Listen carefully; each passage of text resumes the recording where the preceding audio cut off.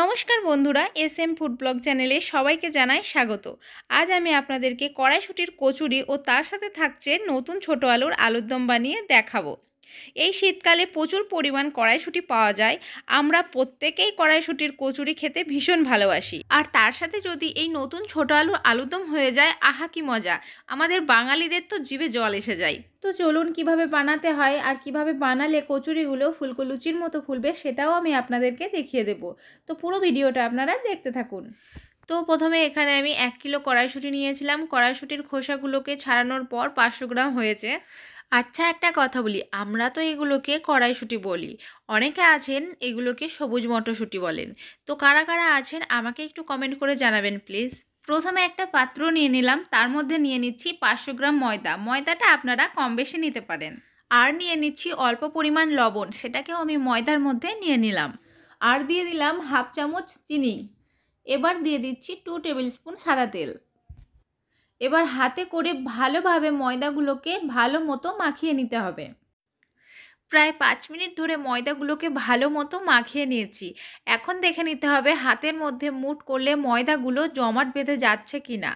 বন্ধুরা দেখতে পাচ্ছেন হাতের মধ্যে মুঠ করলে ময়দাগুলো জমাট হয়ে যাচ্ছে। তো তার মানে বুঝে নিতে হবে যে ভালো মতো ময়দাগুলো মাখানো হয়েছে। এখন প্রথমে অল্প অল্প জল দিয়ে মাখিয়ে নিতে হবে। ঠিক যেমনভাবে রুটি বানানোর ডো তৈরি করেন, ঠিক তেমনভাবে ময়দাগুলোকে মাখিয়ে নিতে হবে।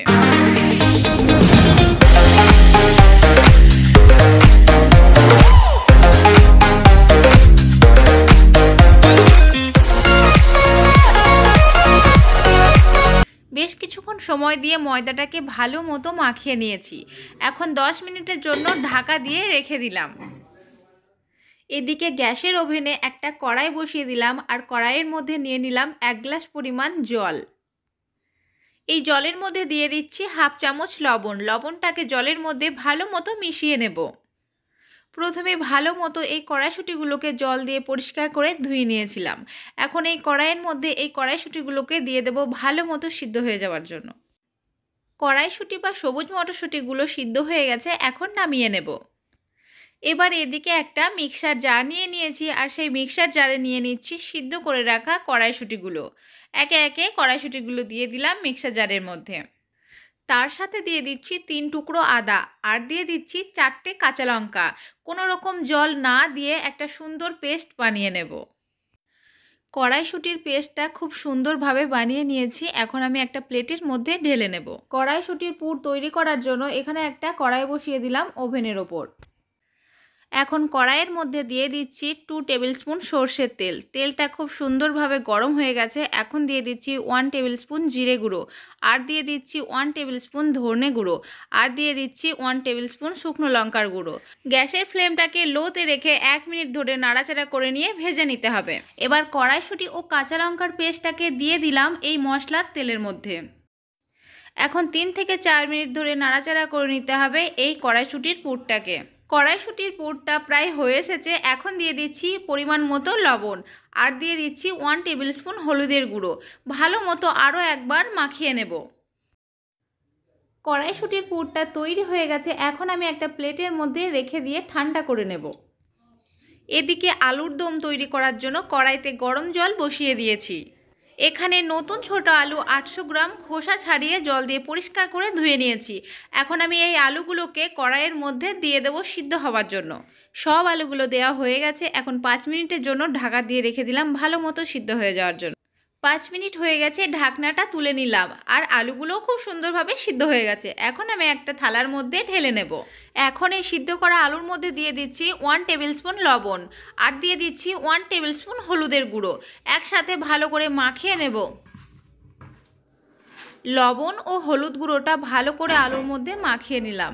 এখন একটা কড়াই ওভেনের ওপর বসিয়ে দিলাম। তার মধ্যে দিয়ে দিলাম হাফ কাপ সর্ষের তেল।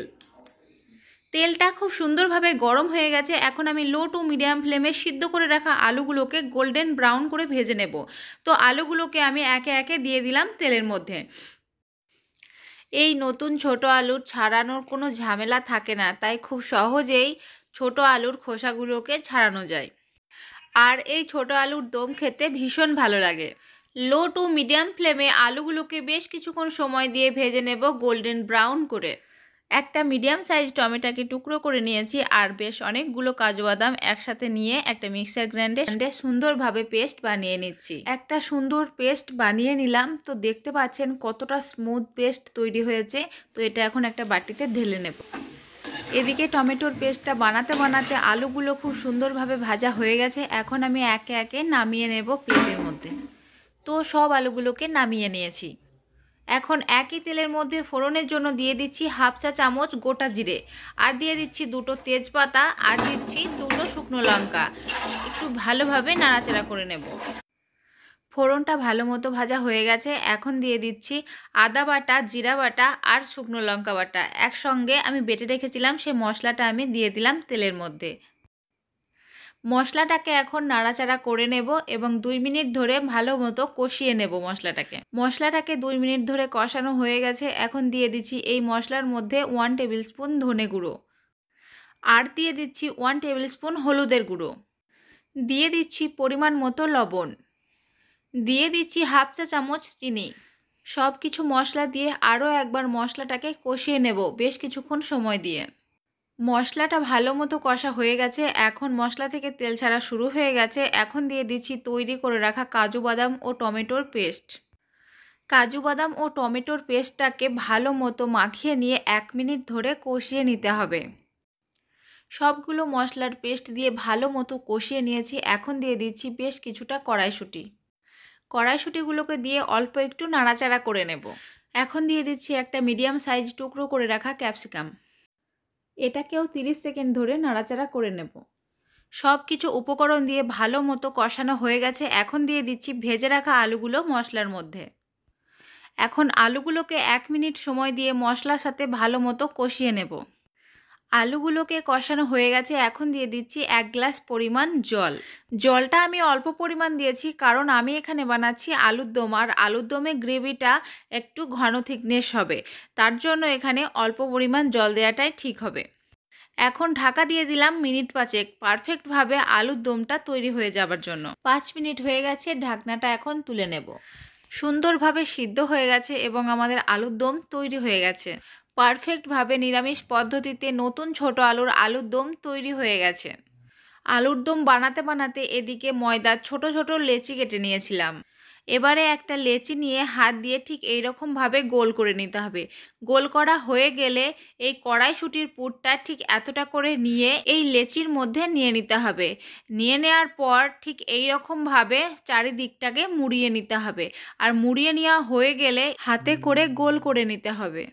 সুন্দরভাবে গোল করে নিলাম। এখন একইভাবে সব লেচিগুলোর মধ্যে পুরগুলো ভরে নেব।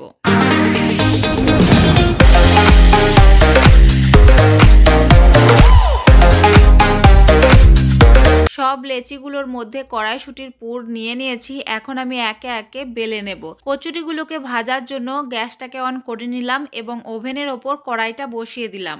কড়াইটা গরম হয়ে গেছে। এখন আমি দিয়ে দিচ্ছি কড়াইয়ের মধ্যে সাদা তেল 500 গ্রাম। এদিকে তেলটা গরম হতে থাকুক। এখানে আমি কিছুটা ময়দা নিয়েছি একটা বাটিতে, আর ময়দাগুলোকে চারিদিকে ছড়িয়ে নিয়েছি। তো এখন একটা করে লেচি নিয়ে নিলাম। সেই লেচির মধ্যে ময়দাটাকে ভালো মতো এদিক ওদিক মাখিয়ে নিলাম। তারপরে ঠিক গোল করে বেলে নিতে হবে। যেমনভাবে রুটি বেলেন ঠিক তেমনভাবে গোল করে বেলে নিতে হবে। আপনারা যদি চান যে আমি এখানে ময়দা ইউজ করব না, তাহলে আপনারা সাদা তেল দিয়েও বেলতে পারেন। একইভাবে প্রত্যেকটা বেলে নেব। তেলটা খুব সুন্দরভাবে গরম হয়ে গেছে। এখন দিয়ে দিচ্ছি বেলে রাখা কচুরিগুলো তেলের মধ্যে। কচুরিটাকে উল্টে পাল্টে ভেজে নেব, আর একদম ফুলে উঠবে ফুলকো লুচির মতো। তো বন্ধুরা, যেমন কথা তেমন কাজ। এত সুন্দরভাবে ফুলে উঠেছে। এখন তেলটাকে ঝরিয়ে নামিয়ে নেব একটা গামলার মধ্যে। একইভাবে প্রত্যেকটা কচুরিগুলোকে ভেজে নেব।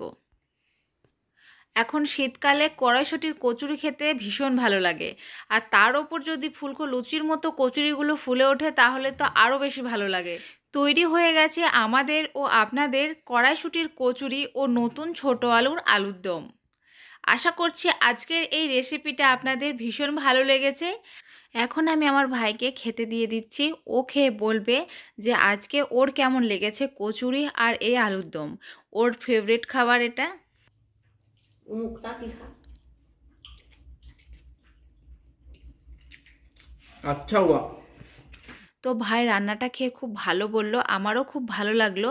তো এই রকম নতুন নতুন ভিডিও আপনারা যদি পেতে চান আমার চ্যানেলটিকে অবশ্যই করে সাবস্ক্রাইব করবেন আর পাশে থাকা bell icon notification all mode করে রাখবেন, তাহলে সবার প্রথমে আমার ভিডিও আপনাদের কাছে পৌঁছে যাবে।